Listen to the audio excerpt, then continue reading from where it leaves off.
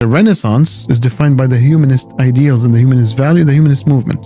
So there was an ideological movement within the Renaissance that basically pushes the human to use his mind, to be creative, to learn the arts, to learn the sciences, to learn the mathematics and the philosophies, and to reach a conclusion based upon rationality. The first thing they cracked is the rational thinking. And that's the basis. As we said, the intellectual elevation is the basis.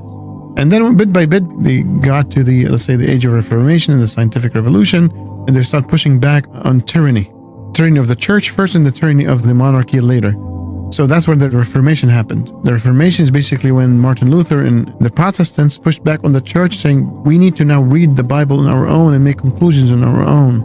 And then bit by bit, sadly, sectarianism was still there. So, until the Peace of Westphalia, where the countries across Europe decided to say, look, if we're going to continue to fight each other, we're going to exterminate each other. So they concluded the second conclusion, which was documented within the Peace of Westphalia in 1648. So that ended sectarianism, at least on the abstract sense. And to be honest, basically, it also ended sectarianism to a good part within the continent.